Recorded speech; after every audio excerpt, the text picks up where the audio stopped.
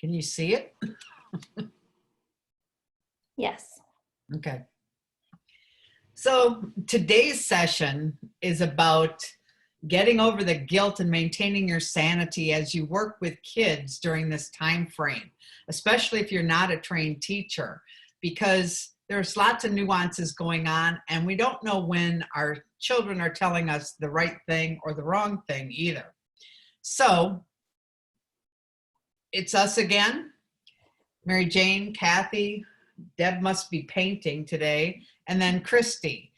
And we're here just to share some of our expertise and some ideas that we have and some takeaways that might be useful to you.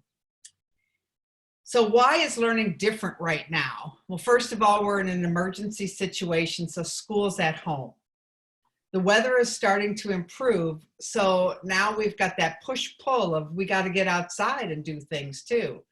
There's a whole new dynamic in our homes with everybody there constantly, and everyone is in this new normal. Doesn't matter where you live or who you are, there's just this new normal that doesn't feel right to us.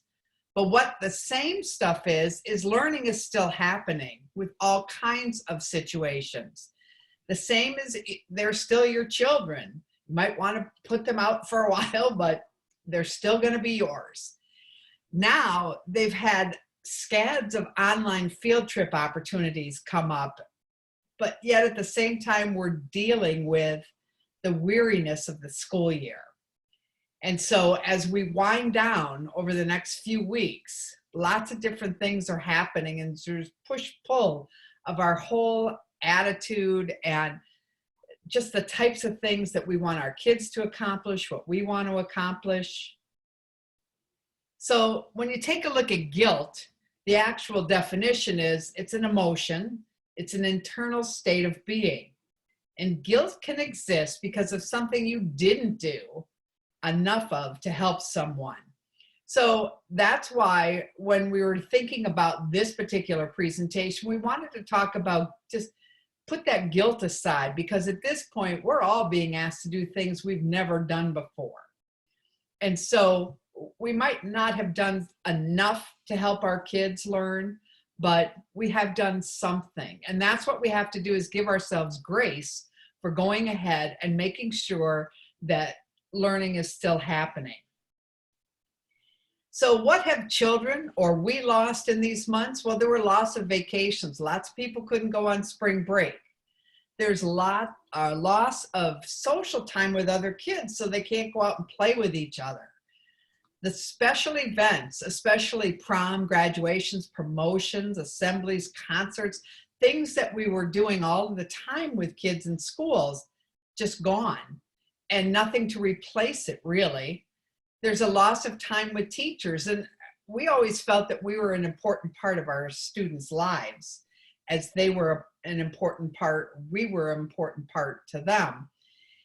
There's a loss of grades. Lots of schools went to using pass-fail grading instead of the other methods that they were using, and there's just this loss of control over learning. We're not sure who's doing what or when it's all happening, and that just is something that's pushing and pulling at our emotions. But these are some of the gains that we have with time with our family. We have time to cook. I've seen lots of people have their kids in the kitchen and experiment with cooking different dishes. And I think that's probably a really positive thing that we can do. Lots of people have been able to clean out their garages, their homes, their toy boxes, try to figure out what are they going to do next. Organizing, just trying to put things in some kind of order. And when our kids help us with that, it's even that much better. There's time to walk, there's time to talk, there's time to play. I have a group of friends that we would go out once a month to eat. And now we get together once a week on Zoom just to talk and just go over what kind of emotions we're going through and what kinds of things that we're looking forward to doing. So it's just given us that opportunity to really connect with others. So what do you do? But I didn't learn it that way. And there's lots of things that are out there that we have not learned. So my first suggestion is to contact the teacher. And we've been talking the last 2 days about connecting with the teacher just to find out about how do you do this. And most often it happens in math, because there's lots of different ways to learn to do math. And there's lots of different ways to approach solving a problem.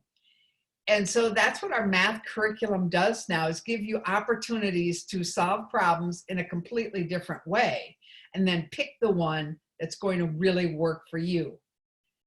So you can show the child the methods that you learned, or you can ask your child to explain it to you. So have them go through the steps. You know, there's nothing wrong with us learning from our children. There are all kinds of online tutorials that you could probably just search for and figure out, all right, how do you do this? If you have an older child in the family, ask them, because they probably remember closer to what you remember. But my best advice on this is don't dwell on it, because it just escalates everybody and we all just start yelling at each other. What my stepson does now is he puts his kids on the phone and they ask me questions, because he gets so frustrated with it, but yet at the same time he knows he doesn't want to yell at them. So let's go call grandma and see if she can help us figure this out. So that's been a real nice way for me to go ahead and just connect with the family and connect with the kids and find out what they're doing. So there's some resources for use here. And I think that, as we take a look at these resources, they could be a godsend even for the summertime. So the first one is on the Khan Academy. And this is Sal Khan, who actually founded the Academy, and they've been working for years on this. But what I really like is that they have put together schedules that could be used. So they have a preschool, kindergarten, first and second grade schedule. And they have you doing a little bit of academics, but then go play. Little bit of academics again with reading, and then take a break, go outside, writing practice. So that schedule goes all the way through, and then there's different links within that schedule to find other things to do. So there's podcasts, there's a Noodle Loaf where you can listen to music. In grades 3 through 5, there are schedules again, and you could click on these links and do some of the math that's in these particular grade levels. Playing outside again is still emphasized. Reading comprehension, reading with your favorite book or your magazine. They have a grammar lesson. And then as you get to grades 6 through 9, they go through the different math pieces. They have yoga or dancing. Grammar again. So there's all kinds of things that could be done. And then even high school. And the particular courses that you could go through there. Biology, chemistry, physics, world history, art history, all of those kinds of things. So what I found was that that was probably one of the best ways to take out the emotions, especially if your school wasn't giving you all the things that you needed to do. There's also virtual field trips. And if you type in virtual field trips to do a search, you're going to find dozens and dozens of these. But this was the one I liked the best. And it was from Trip Savvy. And it's 15 field trips that you could take on a virtual basis, ranging from the White House to the pyramids, to Buckingham Palace, Mount Rushmore, the Liberty Bell, and so forth. So again, if it's a rainy day, these would be perfect to plug into for your kids to take a look at, even you.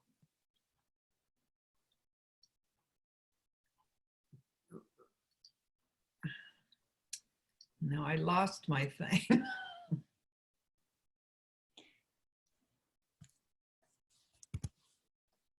All right.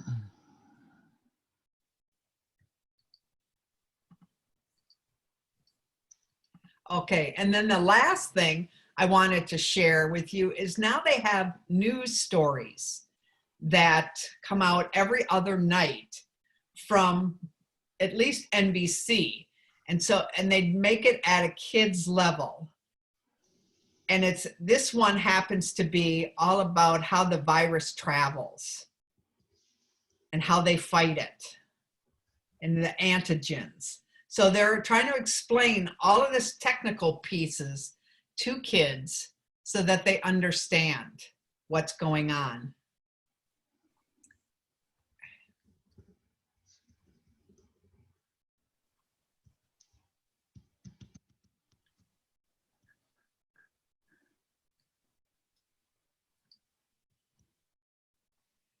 So all of these are contained right within the PowerPoint, the links to them. So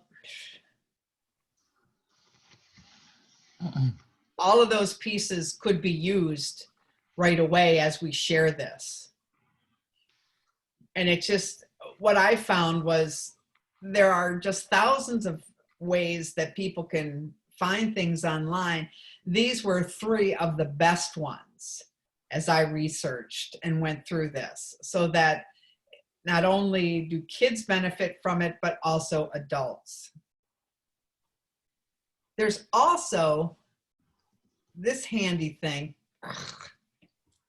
that goes through 16 everyday activities that count as learning. Oh, I have this touchy mouse. Sorry.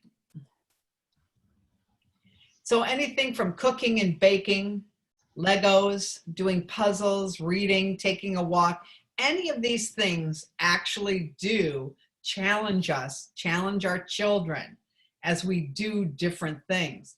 I really love this one, checking the weather forecast, because especially up in this area of the states, Wisconsin and Minnesota, it's so changeable, so that if a child wanted to take a look at that, they could go ahead and kind of graph out what's happening. And again, it's a nice learning experience. Listening to music, playing music. I saw something online the other day where one of my friends posted her 2 sons learning how to use a piece of music for a saxophone and a tuba, and how they were helping each other, and that the boys had grown closer because of this whole thing. So I think what we're doing is trying to take advantage of that time with each other, because really in families, you don't have much time to spend with each other over the course of years. And so this has just slowed everyone down.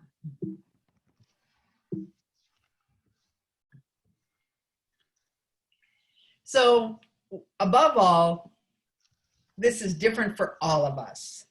And grace and gratitude go a long way. That really helps us in our whole spirits. You're always going to be your child's first teacher. And so you can step right back into their life and continue to teach as we do this. Together we can do this, especially when you partner with that teacher and the school. Enjoy that extra time with your family and just have a no guilt zone. We're just trying to learn from life at this point.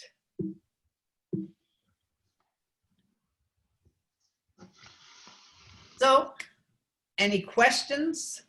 I guess it would be from Mike or Christy or Kathy. And we're so glad that you could join us today. There's lots more people signed up for this, but I don't know if they have problems getting in or if something else comes up along their schedule. But Mike, is there anything we can answer for you? Sure. I have 2 questions regarding your slide that relates to learning from life and those 16 everyday activities. Yes. That other than on your PowerPoint, is there a website that you gather that from that is an example of, if you want to forward that to someone as a resource, just other than cutting, pasting it after I get your documents, but Okay. did that come from a website or something? Christy, you were the one that shared that, so I wonder. That came from Facebook. I follow an organization that is, I believe it's called We Are Teachers. And it was that organization that put it together. Mm-hmm.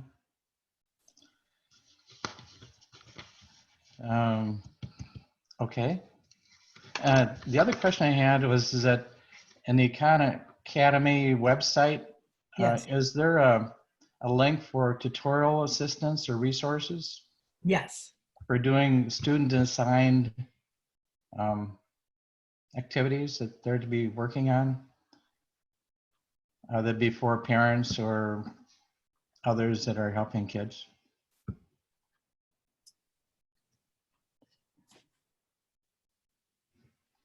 Yeah, they've got stuff for learners, teachers, districts, parents. So if I click on the parent one, Okay. you can sign up for a free account, either with Google, Facebook, or email. And then you can take a look. I know a lot of my graduate students that had to take a praxis test to get their license actually use Khan Academy as students to refresh their math, because that was the thing furthest from their life's training at this point. But it does go through, and I really like about Khan Academy is it does something within a 2 to 3 minute window, and never more than 5 minutes, to show you how to do something. And so that's what I've used even when I've been in school districts and working with student teachers of how can you help that child do that. So I would explore all of those, even as a learner or a teacher. Like you, our family is like long distance support for our grandson. He's a fifth grader and 10 years old, and lives with his mom down in Boulder Junction, and of which they have had some issues like other school districts in this transition, and ended up that there's a couple different learning platforms that are being used by different teachers, and in this case, the Khan Academy is being used by the math teacher, and just ended up that I think they're working through things, but there still has been a lot of glitches with communications and resources, and you know, the student frustration and things like that. And just as a case in point, like yesterday, of you know, if someone's not there looking over a young student's shoulder to get them started and into a site, they can be frustrated and just say, I can't get in or couldn't get in. And or maybe like some of those today that we're not able to get in. Short attention span, and saying, to heck with it. But appreciate your presentation and resources. Anything else we can do for you before we move to next week? Oh, well, I apologize that I was not able to be with the group on Monday. I don't know if you caught it, but on Monday, just prior to getting set up for the session, we had a person come actually from over in your area, in the Duluth area, that came to redo our gutters that got ripped off from the heavy snow last winter. And he came like about 1:45, 10:45, and I had to get him set up before I could try to get in. And I think was a part of the meeting and or session webinar for about 5 minutes. So I apologize, but so this is my first session and it's worked out well. Well, good. Do have a question that relates to student learning and assessments, and maybe I could share with you that might help better. In addition to this Khan Academy that the math teacher is using for our grandson, we also have two granddaughters that are doing their learning via home. They're twins and they're kindergartners, so their approach to this is a whole lot different, working with their mom and dad up in Superior. But things are working out well for them. But let's see, what was going to mention. I think in the profile, when I filled out the registration form, the challenges that we're facing with the remote learning related to checking student progress and teachers' grading of assignments. As example, both my wife and I are retired teachers. Okay. I taught at WITC for about 40 years, and of which went through classroom instruction to ITV to online, and of which we always had and again, this is a whole different ballgame in which the students now in some settings did not have access to awareness of their grade or grade status or assignment status. Of, as example, there's X number of assignments to be done for this term. I've completed 12 of the 30 as an example, and of which I got a certain grade. Is there any way in Khan Academy for either the students themselves or the teacher, excuse me, not the teacher, but a parent or grandparent that's helping one of the students to monitor the grades and grading and actual student progress, of them saying, well, Axel, how did you do on that assignment? Oh, I did it good. Of I just, it's my grad students that have used it, so they pay attention to it. I've used Khan Academy, but it was quite a while ago. It did give feedback as you went throughout the module. So if they had multiple choice questions and then you answered incorrectly, it actually would say, no, that's incorrect. Let's watch this video to learn more in depth about why that answer is incorrect. And so it would walk them through with feedback based on their responses. But I can't remember if it tracks like over the long haul of activity. I would assume that now it's doing it, and we're seeing these mastery points on those activities there. That's what I popped up was. Right. Yep. And I thought, well, I think it is point based. So I think that you collect points as you go through with different activities that you do, but I don't know as a parent if there's a way to go in and see whether they are achieving a certain score or not. Yeah, because there's practice and then they get to a quiz. And then there's a unit test. And so are you specifically looking at like for the kindergartners, Mike, or? Actually, the fifth grader. The fifth grader, okay. I just Googled Khan Academy and grading, and there is a link where teachers are discussing how to grade using Khan Academy. So if you just Google it, there's a little bit of information. It's pretty vague, but. Okay. And in terms of grading, the schools are handling it differently, just dependent upon the school and even the grade level too, whether they are actually going to assign grades to this last quarter or trimester, however the school works, or not. And so most schools have decided that. Some still have not decided what they're doing. Yeah.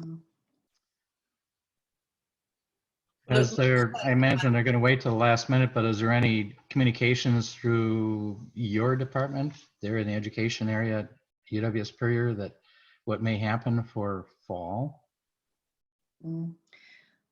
Here's just a little bit that I know, and it just comes from one source, so you have to take it with a grain of salt. But the CISAs, I believe, are organizing ways for districts to begin to brainstorm about different ways to think about schooling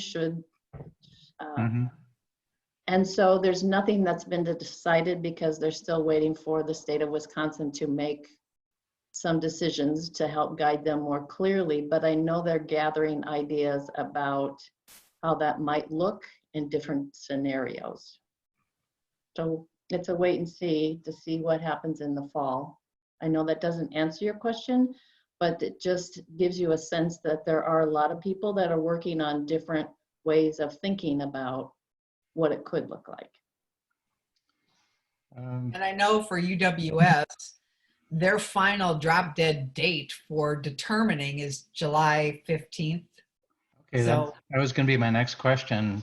Yeah. If they have something similar for DPI, and I assume that changes district by district. right. Um, You said July 15th, Yes, Mary Jane? Okay. for the university itself, whether Yeah. they're going to go or not go. And, you know, there's been announcements already from other places on the coasts about what they're going to do, but nothing from the heartland yet. So, Mhm. you know, every state is experiencing this a bit differently.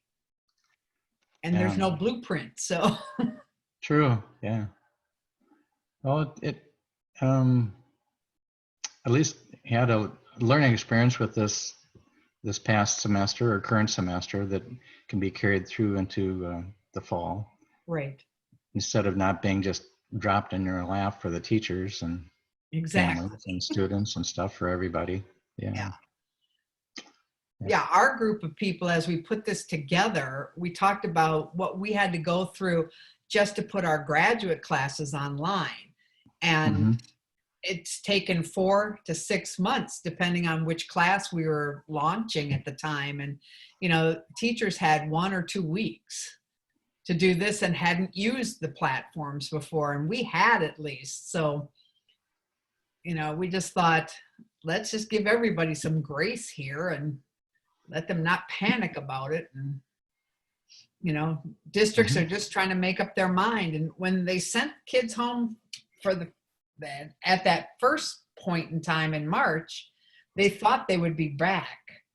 And so now I've seen people actually handing out trash bags full of stuff from their locker, and they have an appointment time to come and get it. Oh, So they really? just had staffing go Mhm. through, empty out lockers, label them, and then kids can pick their stuff up. Hmm. So it's, you know, it's just really, really different than Absolutely. we're used to. Yeah, yeah. I haven't heard of that, but I assume that, why wait till later? Might as well do it now. Right. You bet. Um, and wow, I imagine there'll be other things as well that'll be part of that process of closure for the end of the school year that Yes. normally wouldn't, or normally would be, but now aren't able to do. So, yeah. Yep. What about the announcement yesterday by the court ruling for the decision of the Wisconsin Supreme Court and opening things up that will or will not have bearing on schools? Evidently not. Probably not, because of the limited amount of time that's left. Correct. So Do you know with your contacts you have with the whether the CISAs or the school administrators or teachers that you work with, if by chance they have a kind of like a end of the predetermined end of the semester or end of the school year schedule that will be followed, and say that, okay, our last official day of the school year is, we'll say, June 8th. I don't know what it is, but we'll say it's June 8th. Then no more additional communications will probably be made between the students and the schools at that time? Or do you think there'd be a different approach to that as well, that allow, instead of, we find out that maybe in the last 2 weeks a student hadn't been keeping up with their work and they're into the gun, and well, I know my stepson wanted to take his 13-year-old and just not even try to make him do any work for the last 3 weeks. And he asked me, will it go on his record? Do you think there'll be a mark next to our name and the principal's desk? I said, encourage him to do the work. It doesn't have to be perfect, but he at least should put some effort into it. But I just don't think that school districts have determined if they're going to have contact over the summer. But I do think most of the ones that I know of are following their calendar And when it's over, it's over. And then the teachers are not on contract anymore. So, And I have seen announcements of virtual summer school. And I know like the Sheboygan and the Sheboygan Falls school districts, I live down in southeastern Wisconsin, and those two districts have put out communication that they're still holding their robotics summer school, but it's going to be online, and they're still holding their, you know, fun camp type activities, but again, they're going to be online. So we'll see how that all shakes out. I know they usually have pretty good participation for summer school in that respect, but that is all enrichment type of activities, not necessarily like recovery or makeup type work, which would be a different format, obviously, for summer school. Mm-hmm. Mm-hmm. Good. That's good information. Thank you. all right. Well, thanks for joining us, Mike, and Okay. an extended conversation with us today. Okay. I appreciate that a lot. And I don't think I'm scheduled to join you until next week, Tuesday, is it? Yes, we Tuesday. start again on Tuesday. I think the other I registered for was on the 19th, how grandparents play a role. Right. Okay. Well, thank you, ladies. Well, thank you, Mike. Thank you. So Great I have a day. question also that I wasn't able to see my picture on the monitor, the screen, or see everyone that's in the group. Is there some setting? I've done Zoom meetings with a group through our church where that we could see each other as a small group. But in this case, I can only see all of you right now, the three of you. Is there others on that they don't see, or? No, Or- it's you. Okay, I don't, I don't even know if I'm looking decent here or what's in the background or anything, but Well, we hopefully can't it's see okay. you right now, but you'd have to start your video in order for us to see you. So Oh, if you start hover our over video. your box that says Mike, it should say start video. I don't have a box for Mike. Okay. What do you see on your screen right now?